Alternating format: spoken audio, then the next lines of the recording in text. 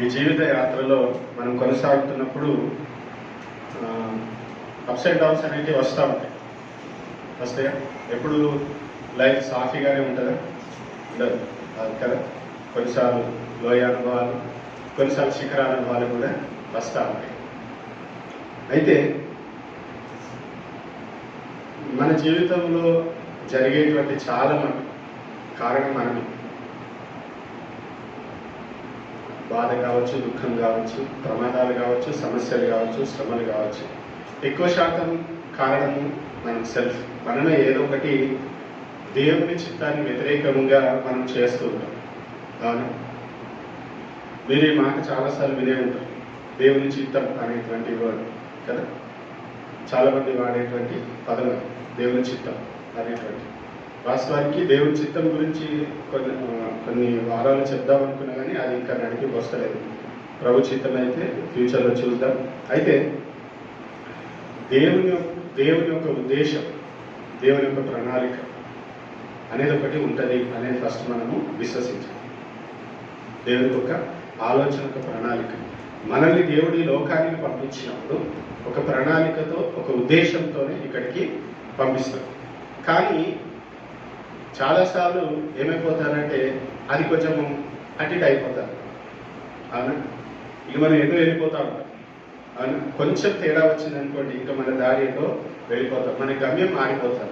మనం ఒక దగ్గరికి వెళ్ళాల్సినటువంటి ఇంకో దగ్గరికి వెళ్తా ఉంటాం. కాబట్టి క్రైస్తవ జీవితంలో వన్స్ ప్రభుని తెలుసుకున్న తర్వాత వారు చేయాల్సినటువంటి ముఖ్యమైనటువంటిది, ప్రధానమైనటువంటిది, మొట్టమొదటి పని ఏంటంటే ఆయన చిత్తాన్ని మనం గ్రహించాలి. ఏం చేయాలి? దేవుని చిత్తాన్ని మనము గ్రహించాలి. ఎందుకు దేవుని చిత్తాన్ని గ్రహించాలి? దేవుని చిత్తం గ్రహించడం యొక్క ప్రాముఖ్యతని ఈరోజు కొన్ని మాటల్లో నేను మీతో వివరిస్తాను. ఎందుకనంటే చాలా మంది యవ్వన బిడ్డలు కావచ్చు, మిడిల్ ఏజ్ కావచ్చు, వయస్సు మీరిన వారు కావచ్చు, ప్రతి ఒక్కరు కూడా ఆయా దశలలో మనం చెక్ చేసుకోవాలి. నిజంగా నేను దేవుని చిత్త ప్రకారంగానే వెళ్తున్నానా? 20 కావచ్చు, 60 కావచ్చు, 40 కావచ్చు, 30 సంవత్సరాలు కావచ్చు, ఏ వయసులో సరే మనం చెక్ చేసుకోవాల్సిన విషయం ఏంటంటే, మరి నేను దేవుని చిత్తంలోనే వెళ్తున్నాను, దేవుని చిత్త ప్రకారమే వెళ్తున్నాను. యేసుప్రభు జీవితాన్ని మనం చూసినట్లయితే యేసుప్రభు ఏది చేసినా కానీ దేవుని టైం టేబుల్ని, తండ్రి అయిన దేవుని టైం టేబుల్ని ఫాలో అయ్యారు. మీరు ఈ మాట చాలాసార్లు యోహాను సువార్తలో గమనిస్తారు, నా సమయం ఇంకా రాలేదు కదా, నా సమయం ఇంకా రాలేదు. అంటే దేవునికి ఒక ప్లాన్ ఉంది, దేవునికి ఒక టైమింగ్ ఉంది. ఆ టైమింగ్ ప్రకారమే నేను చేస్తాను అంటున్నాడు యేసుప్రభు. అంటే పర్ఫెక్ట్గా తండ్రి చిత్తాన్ని పరిపూర్ణంగా నెరవేర్చిన వారు భూమి మీద ఎవరైనా ఉన్నారు అని అంటే యేసుక్రీస్తు మాత్రమే. అర్థమవుతుంది? అయితే దేవుని బిడ్డలంగా, యేసుని అంగీకరించినటువంటి వారంగా మనము కూడా ఆయనలాగా జీవించాలని ఆశ కలిగి ఉన్నాం. ఎంత మట్టుకు మనము రీచ్ అవుతాం అనేది సెకండరీ. మనం ఏం గోల్ ఏమి ఉండాలి? యేసు ప్రభు ఏ విధంగా అయితే తండ్రి చిత్తాన్ని గ్రహించి లేదా తండ్రి చిత్త ప్రకారంగా నడుచుకున్నాడో మనం కూడా అలాగే జీవించడానికి మనం ఇష్టపడాలి. ఫస్ట్ ఆఫ్ ఆల్ మనం ఆ డెసిషన్ తీసుకోవాలి, ఆ తీర్మానం తీసుకోవాలి. నా జీవితంలో ప్రతిదీ దేవుని చిత్తానుసారంగానే జరగాలి. ఓకేనా?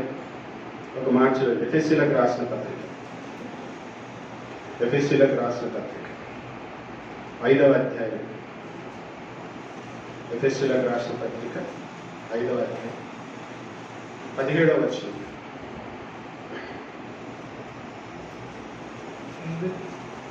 ఇందు నిమిత్తము మీరు అవివేకులు కాక ప్రభువు యొక్క చిత్తమేమిటో గ్రహించుకొనుడి. ఇందు నిమిత్తం మీరు అవివేకులు కాక. న్యూ లివింగ్ ట్రాన్స్లేషన్లో బాగుంటుంది, కొంచెం వినండి. డోంట్ యాక్ట్ థాట్లెస్లీ అని ఉంటారు. డోంట్ యాక్ట్ అంటే ఆలోచన చేయకుండా నువ్వు ప్రవర్తించకు, but understand what the Lord wants you to do. What the Lord wants you to అంటే ఆలోచన చేయకుండా నువ్వు ప్రవర్తించకు. నువ్వు అర్థం చేసుకో, దేవుడు నిన్ను ఏమి చేయమని కోరుకుంటున్నాడు. అర్థమవుతుందా? మనం ఏం గ్రహించాలి అని అంటే, అసలు దేవుడు ఏం చేయాలని నా నుండి ఆశపడుతున్నాడు, దేవుడు నా జీవితం పట్ల ఆయన కలిగినటువంటి ఉద్దేశం ఏంటిది అనేది మనము గ్రహించాలి. ఎప్పుడైతే ఇది గ్రహించకుండా మన జీవితం వెళ్తుంటుందో బోర్డు లేని ప్రయాణం లాగా ఉంటుంది బస్సు. బస్సు ఎక్కుతున్నప్పుడు మనం ఏం చేస్తాం జనరల్గా? బోర్డు లేని బస్సు ఎక్కం కదా, ఎక్కుతారా? ఎక్కింది ఎప్పుడైనా? ఎక్కలేదు. ఫస్ట్ ఏం చూస్తాం? ఇది ఎక్కడ పోతుంది, మనం వెళ్ళాల్సిన గమ్యానికి వెళ్తాలే తెలుసుకొని మనము ఎక్కుతాం. అది ఎంత మంచి బస్సు అయినా కానీ, ఎంత ఏసీ బస్సు అయినా కానీ బోర్డు లేకపోతే మనం ఎక్కడెందుకు? దానికి గురి గమ్యము లేదు. అవునా? అలాగే మరి మన జీవితాన్ని కూడా ఒక గురి గమ్యం అనేది దేవుడు ఉంచి దాన్ని మనం గ్రహించకుండానే వెళ్ళిపోతున్నాం మనకే తెలియదు కదా. ఎటవుతుంది మీరు చెప్పండి, అసలు మీరు ఎటవుతున్నారు? ఇంట్లో నుండి బయలుదేరేటప్పుడు మనం ఒకటి అనుకొని పోతాం కదా, ఎక్కడికి వెళ్తాం? బయటకు వెళ్తున్నప్పుడు అడుగుతాం, ఎటు పోతున్నా అంటే ఫలానా దగ్గరికి పోతాం. ఎటు పోతున్నాడు నాకే తెలియదంటే అట్లా ఉంటుందా? ఎటు పోతున్నాడు నాకే తెలియదు అని చెప్పి పోయేటప్పుడు ఉంటారు కదా, అట్లా ఎవరు కూడా ఉండరు. అలాగే దేవుడు కూడా మనల్ని లోకానికి పంపించినప్పుడు ఎటో పోని అని గాలికి దేవుడు మనల్ని లోకానికి పంపించదు.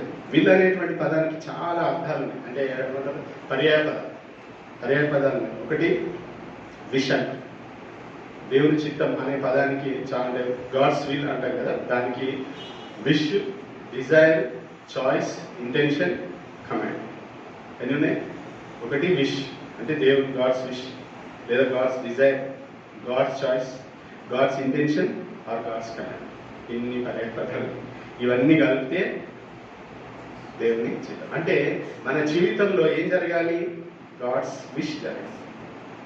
మన జీవితంలో ఏం జరగాలి? గాడ్స్ డిజైర్ జరగాలి. మన జీవితంలో ఏం జరగాలి? God's choice. అంటే దేవుడు ఏది చూస్ చేసుకోవాలనుకున్నాడో అది మన జీవితంలో. ఇంకోటి గాడ్స్ ఇంటెన్షన్, అంటే ఉద్దేశం ఏముందో అదే మన జీవితంలో జరగాలి. గాడ్స్ కమాండ్ మన జీవితంలో జరుగుతుందా? మన జీవితంలో దేవుని చిత్తం జరుగుతుందా? అసలు మీరు ప్రార్థన చేస్తారా? దేవా నా జీవితంలో మీ చిత్తం జరిగించు. ఎందుకు చేయము తెలుసా? మనకు కొన్ని విల్స్, కొన్ని విష్, కొన్ని డిజైర్, కొన్ని ఇంటెన్షన్స్ ఉన్నాయి కాబట్టి మనం ఏం చేస్తాం? అది అడగడానికి కూడా భయపడతాం. అంటే నా సొంత చిత్తం జరగాలి, నేను ఏది కోరుకుంటున్నాను అది జరగాలనేటువంటి కోరిక బలంగా మన లోపల ఉంది. నేను ఏం చేయాలనుకుంటున్నా అంటే పక్కన చెప్పేస్తాను, నేను డాక్టర్ అవుతాను, ఇంజనీర్ అవుతాను, నేను పోలీస్ అవుతాను. దేవుడు ఏం కావాలనుకుంటున్నా అది అయితే అని చెప్పే వాళ్ళు చాలా తక్కువ మంది ఉన్నారు. అసలు బేసిక్గా నాకు అనిపిస్తే అసలు తెలుసో లేదో కూడా తెలుసు. కానీ నేనైతే ముఖ్యంగా యవనస్తులకి ఎప్పుడు ఒకటే చెప్తాను, దేవుడు ఏమి ప్రణాళిక కలిగి ఉన్నాడో అది ఫస్ట్ మీరు తెలుసుకోండి. అది ఫస్ట్ మీరు ఏం చేయాలి? ప్రభు సన్నిధిలో మోకరించి పోరాడి, దేవా మీ చిత్తం ఏముంది అది మీరు మాకు తెలియచేయండి, దాని ప్రకారం మేము నడుచుకుంటే డెఫినెట్గా దేవుడు తన చిత్తాన్ని మనకి బయలుపరుస్తుంది. ఎప్పుడైతే ఆయన చిత్తము మనం గ్రహిస్తామో మన జీవితంలో సగం పని అయిపోయాడు. ఇంకా మనం అటు ఇటు పోము అసలు. నేను దేవుని సేవలోనికి రావడానికి ముందు చాలా పోరాడిన దేవుని సేవ. నాకు చాలా డిజైర్స్ ఉంది, నాకు చాలా కోరికలు. కానీ ఒకటి నాకు తెలిసి దేవుని చిత్తం జరగడం అన్నిటికంటే ప్రాముఖ్యం. కాబట్టి అది ఏదైనా పర్వాలేదు, ఇది దేవుడి చిత్తం అని దేవుడు నాకు స్పష్టంగా చెప్తే దానికి ఎంత వెలైనా చెల్లించడానికి నేను వెనకాడను ఆ నిర్ణయం తీసుకున్నా. కాబట్టి ప్రభుత్వంలో పోరాడిన, ప్రభుత్వంలో ప్రార్థన చేసిన, దేవుడు స్పష్టంగా మాట్లాడి ఇంకా అటు ఇటు దిక్కులు చూసే ప్రసక్తే అర్థమైంది. ఎందుకు మనం భయపడుతున్నాం? ఆయన చిత్తం అడగడానికైనా సరే, ఆయన చిత్తం ఏముందో తెలుసుకోవడానికి కూడా ఎందుకు మనం భయపడుతున్నాం? ఎందుకు భయపడుతుంది తెలుసా? మనకిష్టం లేని చెప్తాడేమో, మనకిష్టం లేదేమన్నా చెప్తాడేమో, మన కష్టమైందేమని చెప్తాడేమో. కానీ బైబిల్ ఏం చెప్తుంది తెలుసా? దేవుని చిత్తము ఎప్పుడు కూడా ఎట్లుంటుందో తెలుసా? ఒకసారి మాట రోమిలకు రాసిన పత్రిక 12వ అధ్యాయం 2వ వచనం. Romans 12 రోమిలకు రాసిన పత్రిక 12వ అధ్యాయం 2వ వచనం. మీరు ఈ లోక మర్యాదను అనుసరింపక ఉత్తమమును అనుకూలమును సంపూర్ణమునై ఉన్న దేవుని చిత్తమేదో పరీక్షించి తెలుసుకున్నట్లు మీ మనస్సు మారి నూతనమొకట వలన రూపాంతరము పొందుడు. ఈ వచనంలో చాలా విషయాలు ఉన్నాయి, కానీ మనకు కావాల్సిన మాటలు తీసుకుంటాం. ఆయన చిత్తం ఎలాంటిదట? ఆయన చిత్తం ఎలాంటిది? ఉత్తమమైనది ఒకటి గుడ్. ఇంగ్లీష్లో 3 వర్డ్స్ యూజ్ చేసి హిస్ విల్ ఇస్ గుడ్. ఎప్పుడు ఉత్తమమైనది, అసలు బెస్ట్ కావాలి కావచ్చు, కొన్ని ట్రాన్స్లేషన్ గుడ్ అని. తర్వాత అనుకూల, acceptable. His will is always acceptable. మూడోది పర్ఫెక్ట్. పర్ఫెక్ట్ పిక్చర్ అంటే ఆయన చిత్తం ఎప్పుడు కూడా ఏముంది? సంపూర్ణమే. ఇంత స్పష్టంగా దేవుని వాక్యం చెప్తున్నాక కూడా మీరు ఆయన చిత్తం కొరకు ప్రార్థన చేయకపోవడం, ఆయన చిత్తాన్ని గ్రహించకపోవడం మించిన అవివేక పని ఇంకోట్లేదు. అర్థమవుతుందా? ఆయన చిత్తము మన కళ్ళకి ఎట్లా కనిపిస్తుంది అనేది మనకు అనవసరం. బైబిల్ ఏం చెప్తుంది? ఆయన చిత్తం ఉత్తమమైనదని చెప్తుంది, ఆయన చిత్తం అనుకూలమైనదని చెప్తుంది, ఆయన చిత్తం సంపూర్ణమైనదని చెప్తుంది. కాబట్టి మనం ఎందుకు ఆయన చిత్తాన్ని మనం గ్రహించలేకపోతున్నాం? ఎందుకు ఆయన చిత్తం కొరకు మనం ప్రాట్లాడలేకపోతున్నాం? ఎందుకు ఆయన చిత్తాన్ని గ్రహించి ఆయన చిత్తానుసారమైన మార్గంలో జీవించలేకపోతున్నాం? ఈరోజు నేను ఒకే విషయం జ్ఞాపకం చేయాలనుకుంటున్నాను. దయచేసి ఇప్పటికైనా సరే మనము ఆయన చిత్తంలోనికి మనం రావాలి. కొన్నిసార్లు అటు ఇటు పోతా ఉంటాయి, XY రూట్లు మారుతూ ఉంటాయి. కానీ మరలా ఏం చేయాలి? మనం ఆయన చిత్తంలోనికి రావాలి, ఆయన ఉద్దేశంలోనికి రావాలి, ఆయన ప్రణాళికలోనికి రావాలి. అది దేవుడు కోరుకుంటాడు. ఎందుకనంటే ఆయన చిత్తంలోనే నిజమైనటువంటి ఆశీర్వాదం గుర్తుపెట్టుకో. మనం అనుకుంటా ఉంటాం అనమాట, ఫలానా జాబ్ చేస్తే బాగా డబ్బులు వస్తాయి, బాగా ఖర్చు కూడా అయిపోతుంది. అది దేవుడి చిత్తం కాదు. దేవుడి చిత్తమును ఎక్కడ ఉంచాలని దేవుడు కోరుకుంటుండో, ఏ పని చేయాలని దేవుడు కోరుకుంటుండో, ఏ ప్రాంతంలో ఉంచాలని దేవుడు, అక్కడే ఉండాలి. మనం అక్కడే ఉండాలి. అదే నీకు మంచిది, అదే నీకు శ్రేయస్కరం. అయితే ఇక్కడ సందర్భం వచ్చింది కాబట్టి ఒక 2 విషయాలు వీటికి అంటే ఓవరాల్ బైబిల్ని మనం చూసినప్పుడు చాలాసార్లు మనకు డౌట్స్ వస్తూ ఉంటాయి. కొన్నిసార్లు దేవుని చిత్తం అనేసి ఏది జరిగినా దేవుని చిత్తం పాట పాడుతుంది కదా, జరిగేది నీ చిత్తం అని చెప్పింది. మరి చాలాసార్లు జరుగుతలేదు కదా, దాని సంగతి ఏంటి?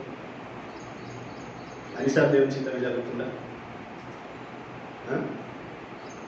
అన్నిసార్లు దేవుని చిత్తం జరుగుతుందా? జరుగుతలేదు కదా. మరి ఆ మాటకి మరి బైబిల్ చెప్తున్నటువంటి విధానానికి ఏంటి తేడా? 2 మాటలు గ్రీక్లో వాడటం జరిగింది. ఆ 2 మాటలు ఏంటంటే, ఒకటి అంటే గాడ్స్ విల్ అనేటువంటి పదాన్ని వాడుతున్నప్పుడు 2 పదాలు గ్రీక్లో వాడటం జరిగింది. ఒకటి అంటే అది పలకడం మనకు రాకపోవచ్చు, BOULE అంటారు. మనం ప్రొనౌన్స్ చేయాలంటే ఊల్ అని, ఈ అనేది అది సైలెంట్, BOULE. దాన్ని సావరెన్ విల్ అంటారు. అంటే ఈ చిత్తాన్ని ఎవరు మార్చలేరు. అర్థమవుతుందా? ఈ సావరెన్ విల్ ఎలాంటంటే దీన్ని ఎవరు కూడా మార్చలేదు. ఇది ఆల్రెడీ దేవుడు ప్రీ డిటర్మిన్ ఇన్ఫ్లెక్సిబుల్ అన్నట్టు. దాన్ని ఎవరు కూడా మార్చలేనటువంటి దేవుని యొక్క చిత్తం. ఖచ్చితంగా ఇది జరుగుతుంది. అర్థమైతే ఖచ్చితంగా అది జరిగి తీరుతుంది. ఆ వర్డ్ వాడినటువంటి ఒక 2 వచనాలు నేను చూపిస్తాం. మీకు ఎప్పుడైనా ఇది ఉపయోగపడతాయని ఈ విషయాలు మీతో నేను చెప్తాను. అపోస్తుల కార్యములు 2వ అధ్యాయం 23వ వచనం. అపోస్తుల కార్యములు 2వ అధ్యాయం 23వ వచనం.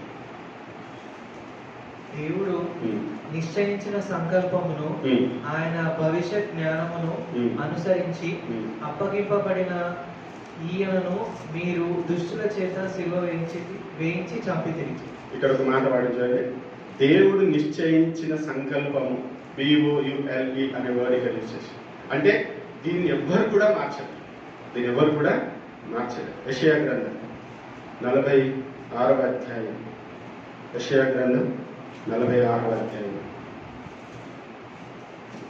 8 నుండి 11వ వచనం వరకు ఒకసారి చదవండి. 46వ అధ్యాయం 8 నుండి 11వ వచనం.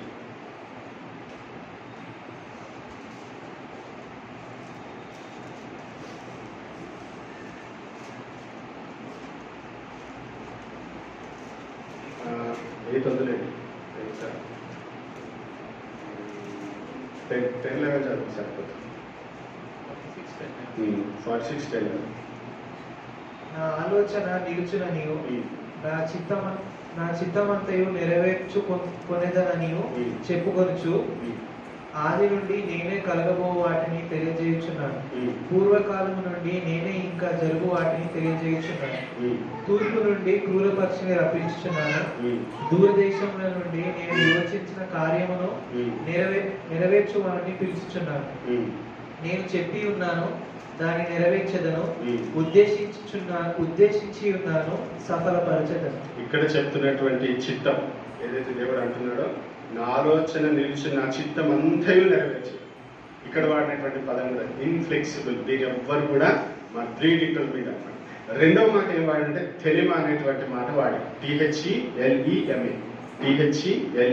దీన్ని గాడ్స్ డిజైర్ లేదా గాడ్స్ విష్ అని కూడా మనము చెప్పచ్చు. గాడ్స్ డిజైర్ ఇది కొన్నిసార్లు ఇది ప్రిఫర్డ్ విల్, అంటే దేవుడు నీ విషయంలో ఇది చేయాలని దేవునికి ఆశ ఉంది, కానీ ఇది నెరవేర్చబడకపోవచ్చు. ఎందుకంటే ఇది ఇది ఇది మీ విధేయత మీద ఆధారపడి, మీరు ఒబీడియన్స్ చూపిస్తే దేవుడు ఏదనుకుంటున్నాడో అది జరుగుతుంది. మీరు విధేయత చూపకపోతే జరగదు. అర్థమైంది? కొంచెం మీకు అంటే యాక్సెప్టబుల్గా అనిపించకపోవచ్చు, కానీ ఇది వాక్యం. అందరూ రక్షణ పొందాలని దేవుని యొక్క ఉద్దేశం, కానీ అందరూ రక్షణ పొందుతున్నారు. ఎందుకు? వారు దేవుని చిత్తాన్ని తిరస్కరిస్తున్నారు. బైబిల్లో లూకా సువార్తలో ఒక మాట, వారు దేవుని సంకల్పమును నిరాకరించి అన్నమాట. అది నాకు ఒక నిమిషం చూద్దాం. ఓకే, లూకా సువార్త 7వ అధ్యాయం 30వ వచనం, 7:30. లూకా సువార్త 7వ అధ్యాయం 30వ వచనం.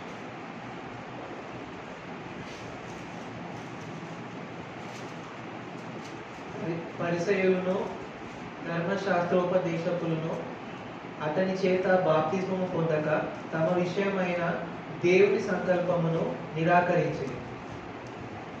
చూసిందా ఏముంది?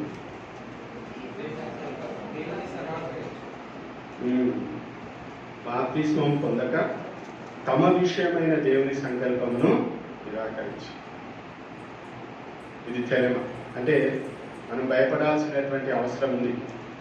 వెన్ వి రిజెక్ట్ కదా, దేవుని చిత్తాన్ని మనము రిజెక్ట్ చేసినప్పుడు దాని పర్యాసాన్ని మనం అనుభవించవలసి వస్తుంది. కాబట్టి నేను ఎప్పుడు నాకు ఒకటే తెలిసేది ఏంటంటే, ఎక్కడైనా దేవుని చిత్తము కాకుండా పోతున్నానా, నా లాభం చూసి నేను ఎక్కడైనా ఉంటున్నానా, నా ఆశ నెరవేర్చుకోవడానికి నేనేమైనా చేస్తున్నానా, ఇది ఎప్పుడు మైండ్ తిరుగుతూ ఉంటాను. ఎందుకనంటే అందులో ఆశీర్వాదం ఉండే దరిద్రంగా ఉంటుంది. ఆశీర్వాదం లాగా మనకు కనిపించినా అందులో ఆశీర్వాదం ఉందని ఎప్పుడు ఏం చేసుకోవాలంటే, నేను దేవుని చిత్తంలో దేవుని చిత్తానుసారంగా నేను వెళుతున్నానా లేదు. అట్లా చెప్పి ప్రతి చిన్న విషయం దేవుని గారు అడగండి అని చెప్తాను. ప్రభు చిత్తం అయితే గాడ్స్ విల్ గురించినటువంటి సిరీస్ ప్రభు చిత్తం అయితే రాబో దినాలు దాని గురించి మనం వివరంగా చెప్తాం. ఈ రోజుకైతే మీరు ఏం నేర్చుకోండి అని అంటే, మనం దేవుని చిత్తాన్ని గ్రహించాం. దేవుని చిత్తం యొక్క ప్రాముఖ్యతను మనము తెలుసుకోవాలి. ఎందుకు తెలుసుకోవాలంటే, దేవుని చిత్తాన్ని ఎప్పుడైతే మనం గ్రహించకుండా వెళ్ళిపోతామో మన జీవితంలో చాలా సమయం వృధా అయిపోతుంది. మన జీవితంలో చాలా కొంతమంది కొన్ని సంవత్సరాలు పోగొట్టుకుంటారు తెలుసా. ఆయన చిత్తాన్ని గ్రహించక చాలా మంది కొన్ని సంవత్సరాలు అట్లా వెళ్ళిపోతూ ఉంటారు అన్నమాట. బ్రేక్ లేని బండిలాగా వెళ్ళిపోతూ ఉంటారు. దేవుని చిత్తాన్ని గ్రహించగా చాలాసార్లు దేవుని ఆశీర్వాదాలు కూడా చాలా మంది కోల్పోతారు. దేవునికి ఒక చిత్తం ఉంటుంది, ఒక ఉద్దేశం ఉంటుంది. ఇక్కడ ఉంటే నేను దీవిస్తాను, వారు గ్రహించారు, వెళ్ళిపోతారు. చాలా నష్టము వారికి, చాలా కోల్పోవాల్సి వస్తుంది. ఒక 2 ఉదాహరణలు నేను చెప్తాను. దేవుని చిత్తాన్ని గ్రహించక ముందుకు వెళ్ళేటువంటి ఇద్దరు వ్యక్తులను చూద్దాం. అలాగే దేవుని చిత్తాన్ని గ్రహించిన ఇద్దరు వ్యక్తులను కూడా మనము చూసుకొని మనం క్లోజ్ చేస్తాం. ఓకేనా? ఒక వ్యక్తి గురించి మనం ఆలోచించినట్లయితే, పాత నిబంధనలో యాకోబును. ఎవరు? యాకోబు ఎవరు? యాకోబు ఎవరంటే ఫస్ట్ ఫాదర్స్ అని చెప్పాలి. ఎవరంటే మనకి ఏం చెప్తారు కదా, నేను చదవని వాళ్ళ. యాకోబు ఎవరు? ఇస్సాకు కదా, పెద్ద కొడుక చిన్న కొడుకు, అవునా? ఈయన దేవుని చిత్తాన్ని వాస్తవం చెప్పాలంటే గ్రహించదు. ఆశీర్వాదాలు సంపాదించుకోవాలని, ఆశీర్వాదాలు ఎప్పుడు సంపాదించుకోలేదు, దేవుడు మనకి ఇవ్వాలి. హల్లెలూయా, అవునా? We cannot earn. మనం చాలాసార్లు అనుకుంటాం నేను ఏదో చేసి ఏదో పొందుకుంటే ఇతను ఏది కాదు. దేవుడు కృప చూపి నిన్ను దీవించా. నువ్వు ఎంత ఉపవాసమైన ఉండు, నువ్వు ఎంత భక్తిగా జీవించు, దేవుడు నిన్ను ఏ విషయంలోనైనా దీవిస్తున్నాడంటే అది కృపను బట్టియే కానీ నీ భక్తిని బట్టి కాదనేది మనము గుర్తుపెట్టుకోవాలి. మనం ప్రభుని ఆరాధించడం, కనపరచడం, భయభక్తులు కానీ అది మన జీవిత విధానం అంతే. అర్థమైంది? మనం అలా జీవించాలంతే. నేను ఇలా ఉన్నాను కాబట్టి దేవుడు నన్ను జీవించడం అనేది అవిధేయం. ఆయన కృపను, అందుకనే దావీదంటే నీ నీతిని బట్టి, నీ కృపను బట్టి నన్ను జ్ఞాపకం చేసుకోవాలంటే. అవును. కాబట్టి యాకోబు చేసినటువంటి పొరపాటు ఆయనకి ఎంత పే చేయాల్సి వచ్చిందంటే 20 years, 20 సంవత్సరాలు కదా. 20 సంవత్సరాలు ఏం చేయాల్సి వచ్చింది? అవునా? ఒకరు చేసుకోవాలనుకున్నాడు, ఇంకొకరు చేసుకోవాల్సి వచ్చింది. ఆమె కోసం 7 సంవత్సరాలు పనిచేసింది కదా, అవునా? ఇష్టం కాబట్టి కష్టం అనిపించలేదు. తర్వాత తీరా అన్నైపోయిన చూస్తుంది, ఆయన కోరుకున్నది దొరకలేదు. రాహేలు కోరుకుంటే ఎవరు వచ్చింది? ఎవరు లేరు.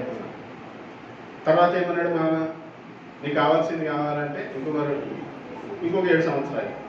దేవుడు అనుకుంటే 7 సంవత్సరాలు, మళ్ళీ ఒక 6 సంవత్సరాలు సంపాదన. ఒక మనిషి కోసం 7 సంవత్సరాలు చేయడం చిన్న విషయం. మీరు ఎవరైనా చేస్తారా? 7 సంవత్సరాలు చిన్న విషయం కాదు కదా. ఎంత పోగొట్టుకున్నాడు చెప్పండి.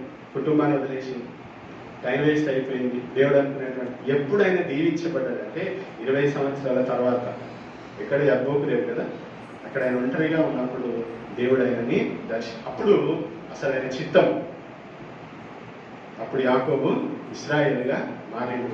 అక్కడికి వెళ్ళి అసలు జీవితం అనేది స్టార్ట్. ఇంకెవ్వరు లేరు ఆయన, యాకోబే. అవును. కాబట్టి దేవుడి చిత్తాన్ని గ్రహించినప్పుడు 20 years కాదు, 40 years కూడా వేస్ట్ అయ్యే అవకాశాలు ఉంటాయి. తర్వాత బాధపడి లాగుంది. అవును. చాలా కోల్పోతాం మనం, చాలా ఆశీర్వాదాలు కోల్పోతాం. ఎప్పుడైతే గ్రహిస్తామో దేవుని కృపను బట్టి ఏంటంటే మరలా దేవుడు తన యొక్క చిత్తంలోకి మనం తీసుకొని ఆయన ఏం చేయాలనుకుంటే అది చేస్తాం. రెండవ ఉదాహరణ, దేవుని చిత్తాన్ని గ్రహించక పోయినటువంటి వ్యక్తి ఎవరంటే కొత్త నిబంధనలో తప్పిపోయిన కుమారుడు. అది ఉపమానమైనప్పటికీ చక్కటి ఎగ్జాంపుల్. దేవుని చిత్తం ఏంటిది? ఆయన ఆ ఇంట్లో ఉండాలి. చిన్న కుమారునిగా ఆయన గ్రహించలేదు. ఏమనుకున్నాడు? నా లైఫ్ నా ఇష్టం. ఎవరొస్తు చేసే పెద్ద పొరపాటు. నా జీవితం నా ఇష్టం, నాకు నచ్చినట్టు చేస్తాను, నాకు తోచినట్టు చేస్తాను అని చెప్పేసి బ్రతికుండగానే ఆస్తిని తీసేసుకొని తనకు నచ్చిన విధానంగా లైఫ్ని ఎంజాయ్ చేద్దామని పోయింది. ఎంజాయ్ చేసిందా? చేయలేదు. చేసిలేదు. ఏమైంది లాస్ట్కి? పంది కొట్టు. పంది అంటే అసహ్యమైన యూదులు కదా. ఎవరికి చెప్తున్న స్టోరీ? యూదులకు చెప్తారు. వాళ్ళు ఆడియన్స్ ఎవరంటే యూదులు కాబట్టి యూదులకు పంది అంటే ఏంటో తెలుసు, పంది పొట్టు అంటే ఏంటో తెలుసు. అది ఎంత అసహ్యం, మనకేం పెద్ద పరగపడదు కానీ వాళ్ళకి చాలా అసహ్యం.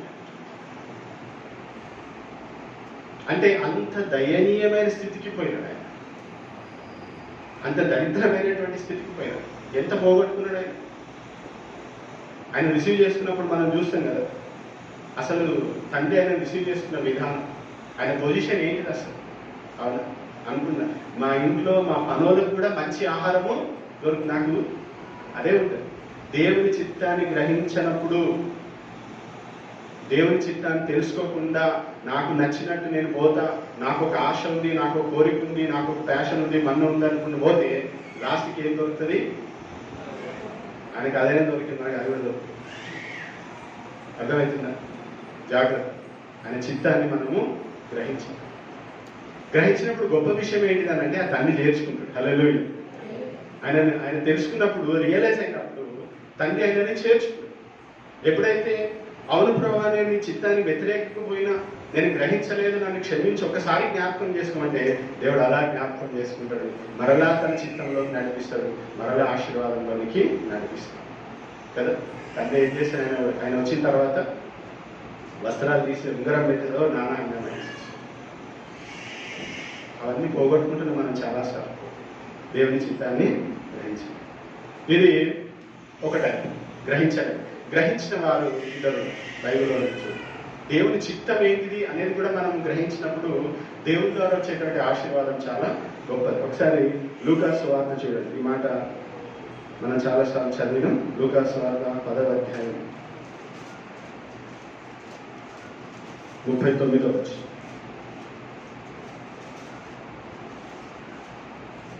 ఆమెకు మరియా అనే సహోదరి ఉండెను. ఈమె యేసు పాదముల యొద్ద కూర్చుండి ఆయన బోధ వినుచుండెను. అదే విధంగా ఇచ్చారు 42వ వచనం. మరియు ఉత్తమమైన దానిని ఏర్పరచుకొనెను. మరియా ఉత్తమమైన దానిని ఏర్పరచుకొనెను, అది ఆమె యొద్ద నుండి తీసివేయబడదని ఆమెతో చెప్పాను. ఉత్తమమైనది ఏంటిది? రోమపత్రిక ప్రకారం చెప్పారు. ఉత్తమమైనది దేవుని చిత్తం కదా. ఉత్తమమైనది ఏంటిది? దేవుని చిత్తం. మరి ఏమి ఎంచుకున్నది? ఉత్తమమైంది. ఏంటి ఉత్తమమైంది? ఆయన పాదాల దగ్గర ఉండడం ఉత్తమమైంది. హల్లెలూయా చేస్తున్నారా? రివీల్డ్ వీల్ అంటారు. రివీల్డ్ వీల్ దేవుడు బయలుపరిచిన చిత్తం. సావరెన్ వీల్ మనకు తెలియకపోయినా పర్లేదు, కానీ కనీసం రివీల్డ్ వీల్ అంటే బయలుపరచబడిన దేవుని చిత్తం బైబిల్లో ఉంది. వాటినైనా మనం చేసే ప్రయత్నం మనము చేయాలి.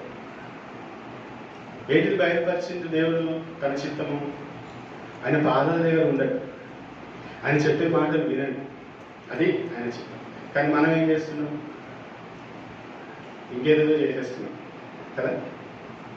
ఉత్తమమైంది ఆయన చిత్తాన్ని మనం చేయకుండా వేరే పనులు చేసేస్తాం. ఇది కూడా దేవునికి సంబంధించిందే కదా. దేవునికి సంబంధించింది చేయడం దేవునికి ఇష్టం లేదు. దేవుడు ఏది చెప్తే అది చేయడమే దేవునికి ఇష్టం. నాకు ఇది కూడా దేవునికి రిలేటెడే. చాలాసార్లు మనం ఏమంటారు, దాన్ని ఒక మంచి వర్డ్ ఉంటుంది సమర్థించుకుంటాం. అంటే మనల్ని మనం సమర్థించుకుంటాం. ఏంటిది? ఏం కాదు, ఇది కూడా ఓకే, ఇది కూడా దేవుని పని, ఇది కూడా దేవునికి ఇష్టమైంది అని అంటారు. నేను ఎవరు చేయమన్నాడు అంటారు దేవుడు. నేను అందు కాదు కదా నేను ఏర్పాటు చేసుకుంది, అందు కాదు నేను ఏర్పాటు చేసుకుంది. మంచి పని చేసేటోళ్ళు చాలా మంది ఉన్నారు. దేవుని చిత్తం చేసేవాళ్ళు చాలా కొద్ది మంది. గుర్తుపెట్టు, మంచి పనులు చాలా మంది చేస్తలేరా? అన్య సహోదరులు చేస్తలేరా మంచి పనులు? దేవుని చిత్తం ఎంతమంది చేస్తారు చెప్పండి? దేవుడు ఏమనుకుంటుండో అదే పర్టికులర్గా ఫలానా దగ్గరికి వెళ్ళంటే అక్కడికే వెళ్ళడం, ఫలానా అచీవ్మెంట్ అదే చేయడం, పక్కనుందిగా దాని కూడా కెళ్ళికొస్తాను చేయడం. ఏది చేయమంటే అదే, అంత మట్టికే అదే దేవుని యొక్క చిత్తం. నేను చాలాసార్లు చెప్తాను, ప్రతి మంచి పని దేవుని చిత్తం అని అనుకోకండి. మీ టైం వేస్ట్ చేసుకుంటాం. దేవుని చిత్తం ఏదో గ్రహించాలి మనం. అసలు ఇది కూడా బాగుంది కదా, ఇది కూడా అదే కదా.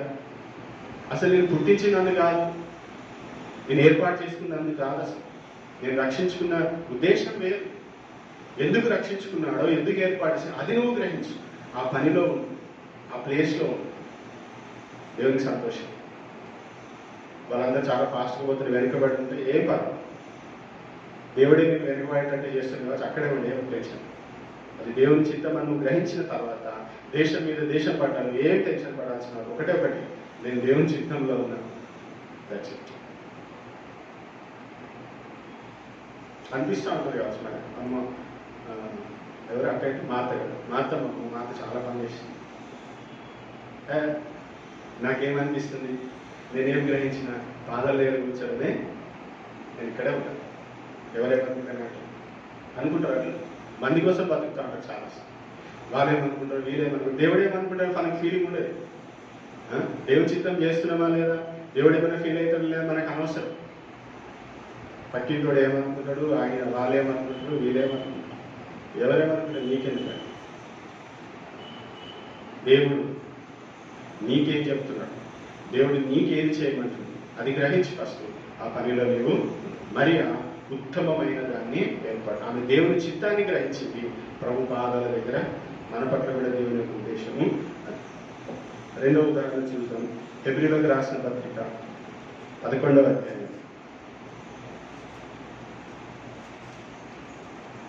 24, 25 అంటే తెలుగు బైబిల్లో 24, 26 కలిసి ఉంటే 24, 26 24, 25, 26 హెబ్రీయులకు రాసిన పత్రిక 11వ అధ్యాయం 24 నుండి 26 వచ్చిన.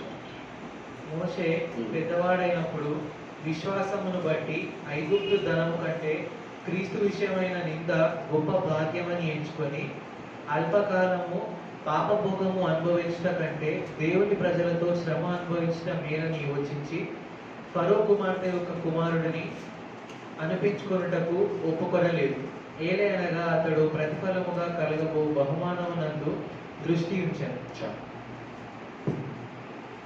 దేవుని చిత్తాన్ని గ్రహించి ఇక్కడ ఒక మాట వాడిని గమనించినారా? గొప్ప భాగ్యమని ఎంచుకొని చూస్ చేసుకున్నాడు మోషే. దేవుని చిత్తాన్ని మనం ఏం చేయాలి? యూ కెన్ రిజెక్ట్, వద్దనొచ్చు అనే అవకాశం ఉంది. వద్దంటున్నాం కాబట్టి ఈ బతుకు మనకి. దేవుని చిత్తాన్ని ఎంచుకొని ఆయన ఏమనుకున్నాడంటే, నేను ఫరో కుమార్తెగా ఉంటే ఎట్లుంటుంది? లైఫ్ సూపర్ ఉంటుంది. అవునే ఐగుప్తు ఈజిప్షియన్ రూల్ అంటే చిన్న విషయం కాదు. ఆ కాలంలో చాలా పవర్ఫుల్.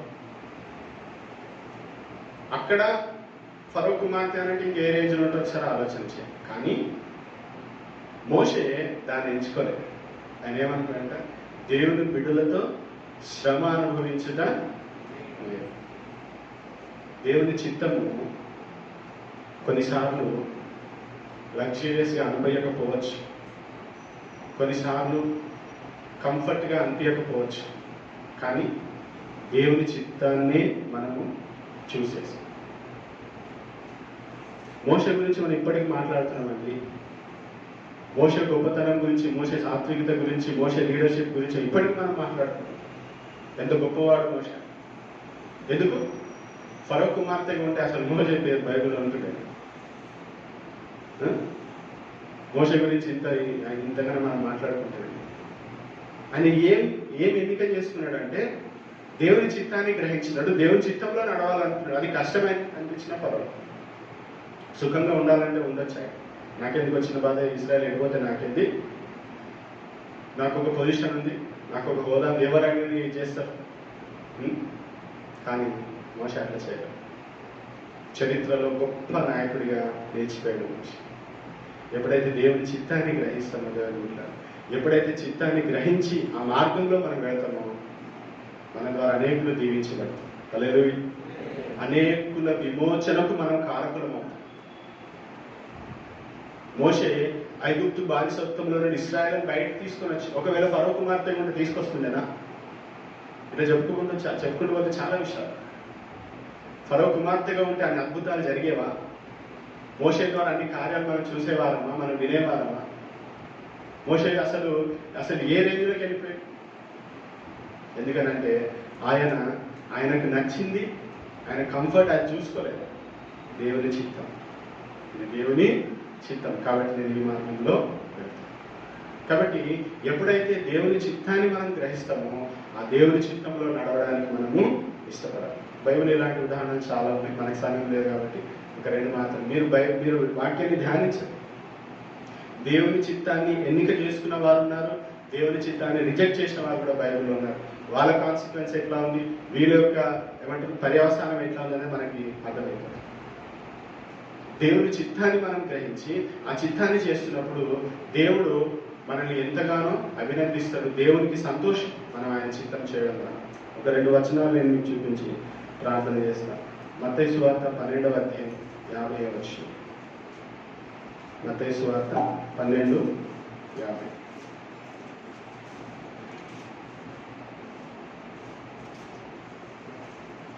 తన శిష్యుల వైపు చెయ్యి చాపి, ఇదిగో నా తల్లియు సహోదరులను,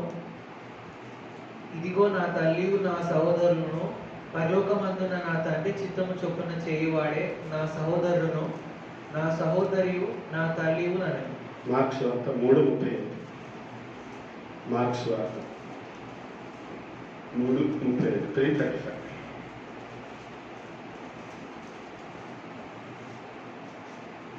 దేవుని చిత్తము చొప్పున జరిగించువాడే నా సహోదరుడును సహోదరియు తల్లియునని చెప్పాను. చూసారా? దేవుని చిత్తం గ్రహించి దేవుని చిత్తం చొప్పున చేసేవాడిని దేవుడు తన కుటుంబముగా చెప్పు. నా తల్లి, నా సహోదరుడు, నా సహోదరుడు. అఫ్కోర్స్ ఫిజికల్గా మరియమ్మ వారి తల్లే కావచ్చు, కానీ అక్కడ మనం గమనించినట్టు దేవుడు ఎవరికి ప్రాముఖ్యత ఇస్తున్నాడు? ఎవరైతే నా తండ్రి చిత్తం చొప్పున చేస్తారో వారే నా తల్లి, వారే నా సహోదరుడు. ఎప్పుడైతే నిజంగా మనం ఆయన చిత్తాన్ని మనం చేస్తామో మనం ఆయన కుటుంబ సభ్యులముగా గుర్తించబడతాం. ఇంకొక మాట, యోహాను రాసిన మొదటి పత్రిక 2వ అధ్యాయం 17వ వచనం. మొదటి పత్రిక 2వ అధ్యాయం 17వ వచనం. లోకమును దాని ఆశయు గతించుకోవచ్చున్నవి గాని దేవుని చిత్తమును జరిగించువాడు నిరంతరమును నిలుచును. రెండోది, who does the will of God lives forever. Who does the will of God lives. మంచి విన్నాడు మాట. ఆయన చిత్తం చొప్పున చేయవాడు నిరంతరము జీవించు. ఇప్పుడు మీరు ఆలోచన చేయండి, దేవుని చిత్తం ఎంత అద్భుతమైనటువంటి. ఆయన చిత్తాన్ని గ్రహించక మనం ఎంత నష్టపోతాం. ఆయన చిత్తాన్ని మనము రిజెక్ట్ చేసి ఎన్ని ఆశీర్వాదాలు పోగొట్టుకుంటున్నాం. కాబట్టి దేవుడి రోజు మనతో మాట్లాడుతూ ఉన్నాడు. ఆయన చిత్తాన్ని గ్రహించండి, ఆయన చిత్తంలోకి రండి. ఆయన చిత్తాన్ని దేవుడు బయలుపరుస్తాడు ఖచ్చితంగా. రివీల్ అంటే రివీల్ చేస్తాడు డెఫినెట్గా.